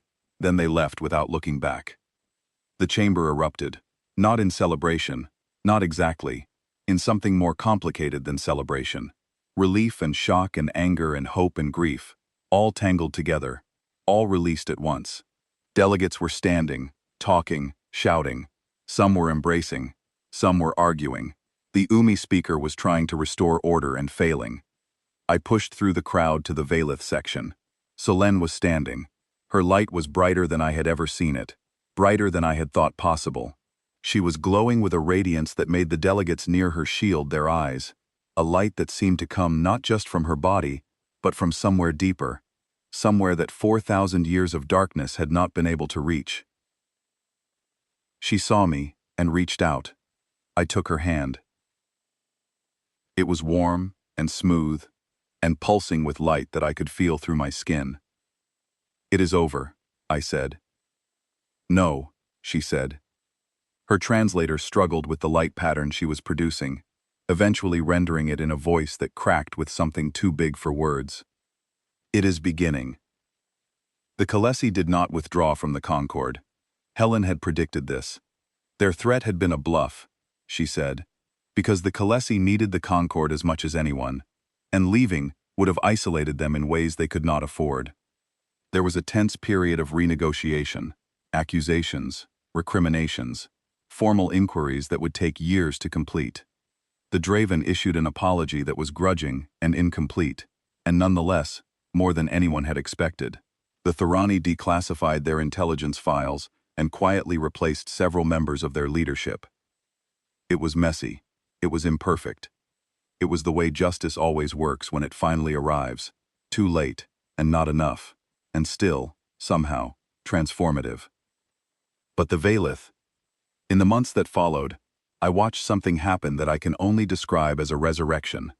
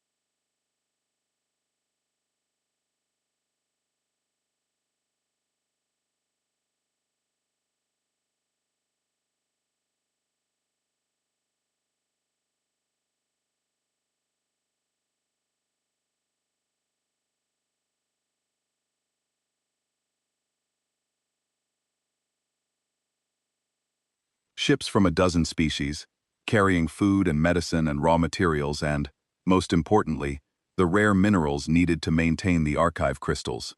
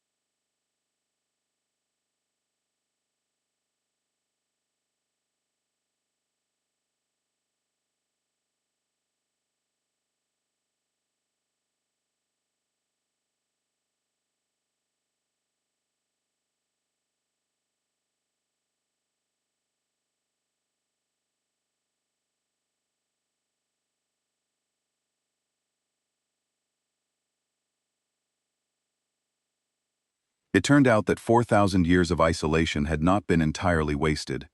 Alone in their dying moons, with nothing to do but think, Valith researchers had continued to advance the mathematics that had made faster-than-light travel possible. Their work was so far ahead of the galactic standard that human and alien physicists who reviewed it described the experience as looking through a window into the future. Breakthroughs in energy theory, in spatial mechanics, in communication technology, all of it preserved in the archive, all of it waiting for someone to come and receive it.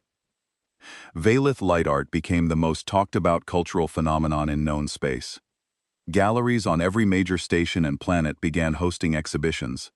The pieces were transcendent, immersive experiences of light and sound that audiences described as life-changing. Critics from 100 species wrote about the tragedy of what had been lost and the miracle of what had survived. A Valith composer named Riel created a piece called The Long Dark that was performed on Concord Station to an audience of 10,000. Half the audience wept. The other half sat in stunned silence.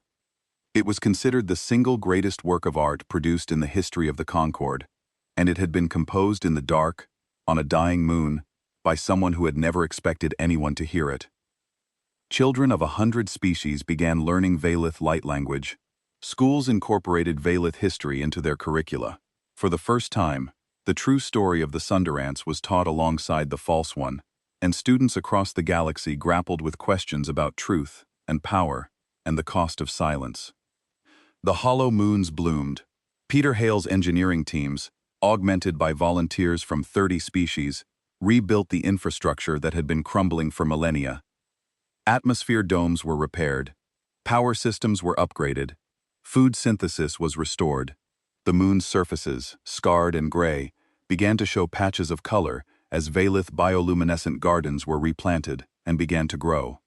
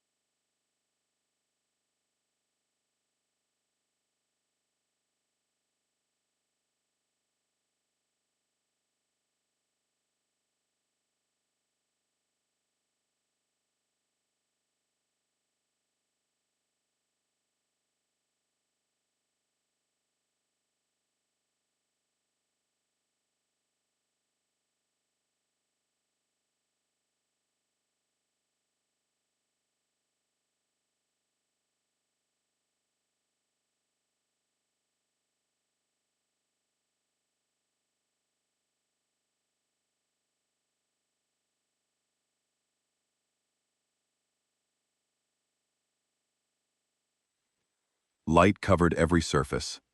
Light in colors I had never seen, moving in patterns so intricate and beautiful that my brain could not process them all at once. It poured from the domes and spilled into space, visible from orbit, a beacon where there had been darkness for 4,000 years. The subsonic harmonics were strong enough to feel through the hull of my ship, a deep, resonant vibration that felt like a heartbeat, felt like home.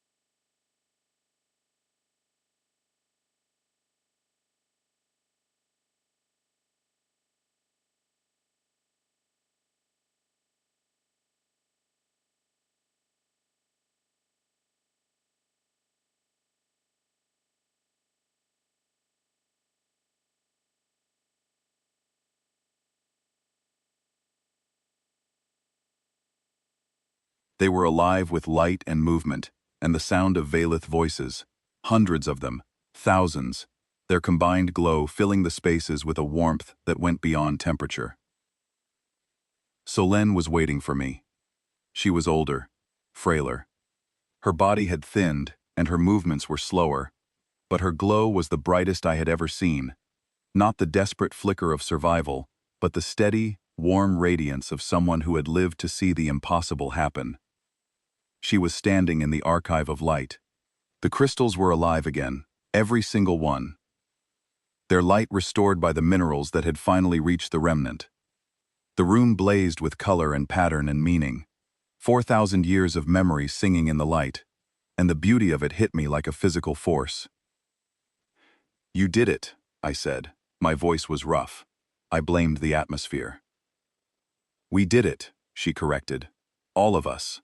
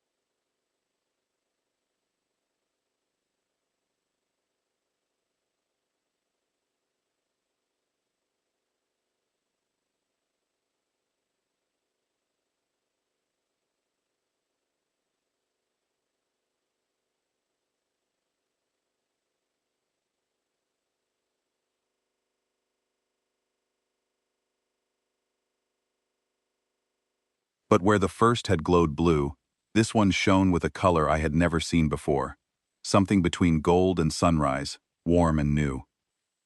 "This contains a word," she said. "A new word, one that did not exist until your people came." "What does it mean?" My translator worked on the light pattern embedded in the crystal. It struggled. The pattern was complex, layered, carrying meaning on frequencies that human language was not built to accommodate.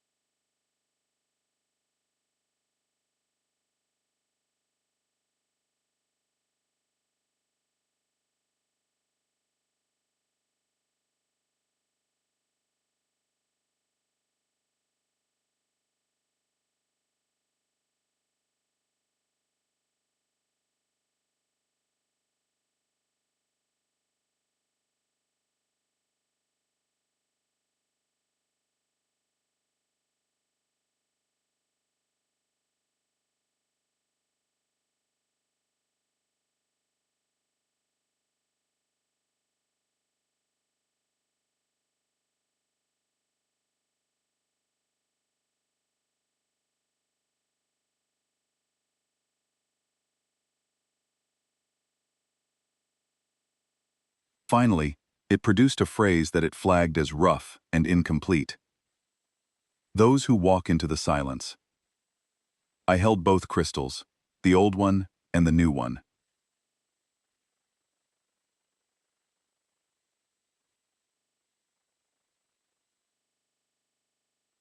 The blue glow of someone came, and the golden glow of a word created, because someone had. I thought about what we had done, humanity, my species. We had not saved the Valith because we were powerful. We were not powerful. 60 years in a galaxy of ancient civilizations. We had no great fleet, no vast empire, no ancient wisdom. We had stubbornness. We had loudness. We had the irrational, indefensible, magnificent conviction that no one should have to disappear. That silence is not an answer. That being forgotten is not the same as being gone. The galaxy had punished us for it. They had squeezed our trade, threatened our security, tried to teach us the lesson that every other species had learned long ago, that you do not challenge the powerful, you do not question the narrative, you do not walk into the dark places where forgotten people wait. We had walked in anyway. And now the moons were singing.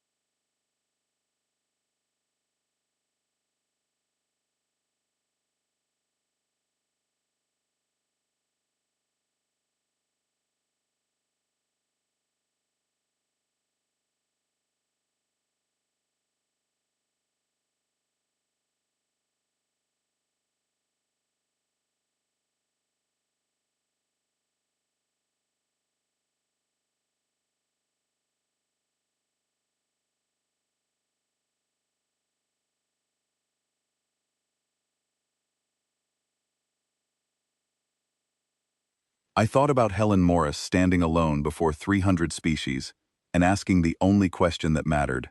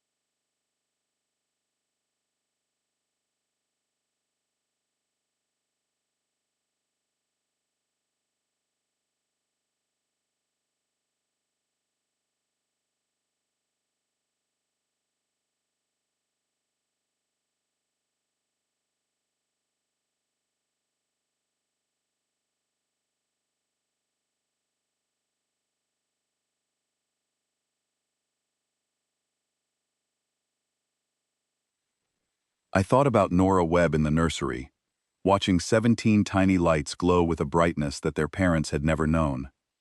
And I thought about the corridor on Concord Station, where I had watched a small, dim, desperate creature be dragged away from a medical bay by officers who could not be bothered to listen. That moment, that single, awful moment that had started everything. I had not planned to change the galaxy. I had just been lost in a corridor and seen something wrong.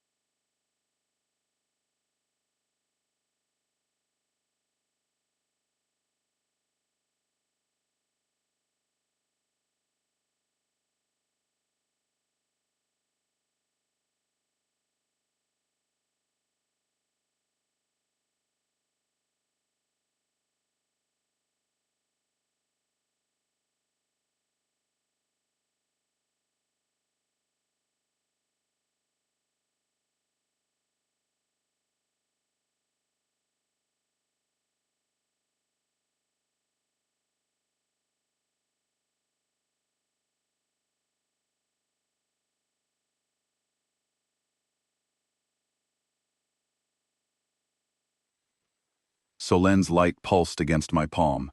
The crystals glowed. The archive sang around us. 4,000 years of memory restored to the light. The galaxy has long memories, but it turns out, so do we.